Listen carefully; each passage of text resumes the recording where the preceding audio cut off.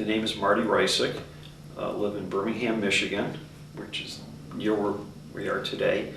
I went to Wayne State University Law School in Detroit, Michigan. Graduated in 1970. I started with the State Appellate Defender's Office, which is representing folks in prisons. Then when a new office started, the Federal Defender's Office, representing indigents accused of federal crimes, I switched over to that. In both offices, had great mentors, people who were very people-focused, issue-focused, ethical-focused. Then on my own for a little bit with a great partner. I had an offer at the U.S. Attorney's Office, and I became chief of the Economic Crime Unit, where I stayed for about 6 years as a federal prosecutor.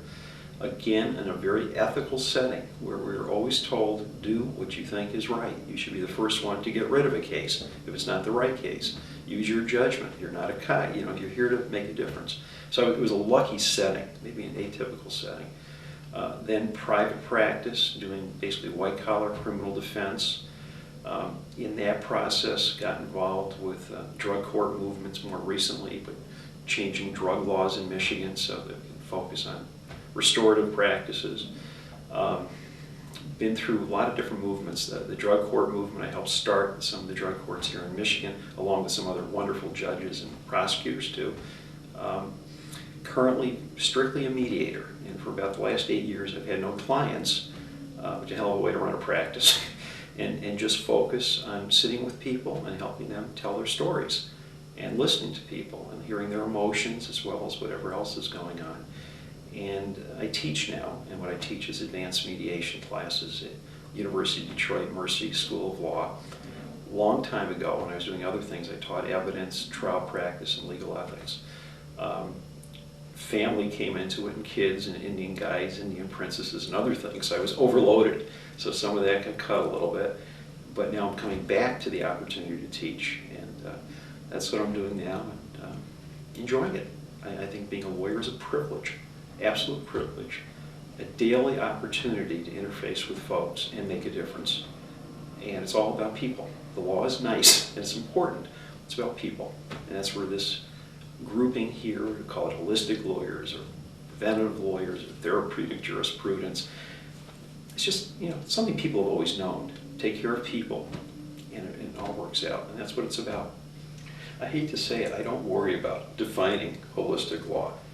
I don't think about it that much, and whether we call it just being a good person who happens to be a lawyer, whether we call it caring about the whole person, whether we call about quit worrying about your billable hours and make sure you get to people who need you, people who, when the money runs out, don't stop helping folks. It's caring. It's just caring. Legal issues don't walk into our office. What walks into our office are people with problems. Now, the easy way to deal with that is to simply listen to the problems, have a little checklist. This fits into category 1, this fits into category 2. I'll draw pleadings and I'll indicate this, or that, or my defense will be, oh boy, they didn't prove this, they didn't prove that. All fine. I think the more complete lawyer then spends a lot more time. Where is this taking us in the future? Is this really a healthy approach? Is this good for them? And does this meet my own ethical standards? Because if it doesn't, I don't need, and the client wants to go in directions that don't make me feel good about myself, we're just not a good match. So I think people who practice ethically and with care, and I think lawyers have been doing that from day one, in many ways are holistic lawyers. It's revaluing it and maybe re-emphasizing it in a time when we have so much pressure from billable hours, firms worrying about their share of the market, that it needs to be re-emphasized. But I think it's the core of what lawyers have always been before advertising and before nonsensical exaggerating what we can do for people. So I think it's a return to core values that good lawyers have always had, long before we ever had these words. How pervasive is practicing from the heart with decency? Legal aid lawyers all over the country, many have chosen to work in poverty or legal aid situations because there's a sense of reward in helping people. Lawyers all over the country involved in drug treatment courts, defense lawyers, prosecutors, and judges are doing something from the heart because they say there's a problem here. We're in a place where we maybe can make a difference in dealing with that problem. To me, that's the ultimate holistic approach, is when you go to a drug court and you see graduates being hugged by the judge, being hugged by the probation officer, being hugged by the court officer. Sometimes one judge, Peggy Hoare, referred to it as hug a thug kind of court, which is probably not the best way to sell a program. But it's the idea of we're behind you, we're with you, we understand the failures and the difficulties that life brings. But our job is not to see you again. Our job is to hope we can be part of it. So I see it there. There are big firms now that have pro bono emphasis. It's always a little bit in the back room, but it's there. I think a friend of mine who nobody would use the word holistic. He's kind of an old wrestler type guy. That's where we actually first bonded, because I also wrestled in school. And he spends a good part of his summer raising money for hearing impaired to go to a special camp where they can do the things other kids do with special counselors. He's a lawyer. I have another friend who, long after he left legal aid, still volunteers at least once a week, and he's been doing this for 25, 30 years at the legal aid places that he had worked a long time ago.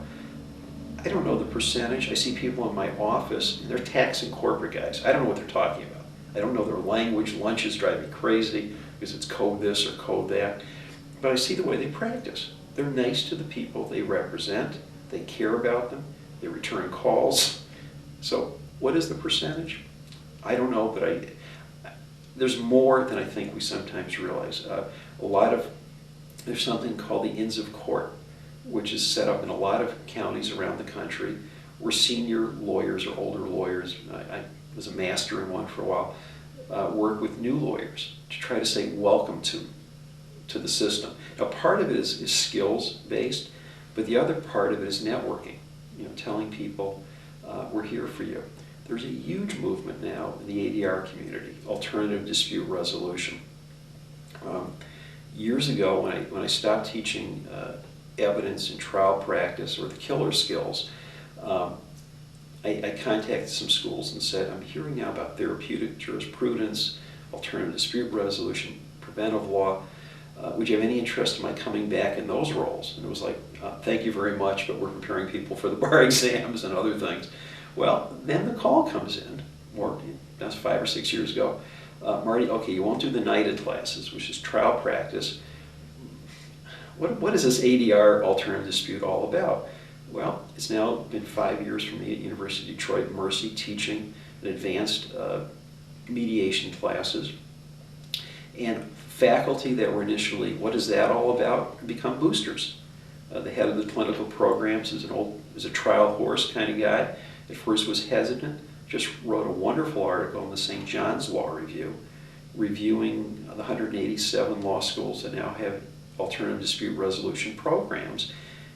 And in this case, he refers to the Jesuit values that are behind it of service, community, working from the heart, and spirituality. Now, this was a guy who 5 or 6 years ago wasn't sure about any of this, and now sees the value, as Professor Michael Bryce, and has become a huge booster of these programs. So I don't know. I can't tell you which way the trend is going, but there certainly is an openness in law schools now to talking about issues of empathy and caring and patience and more patience, which is not a lawyer trait. So I think there's reason for hope.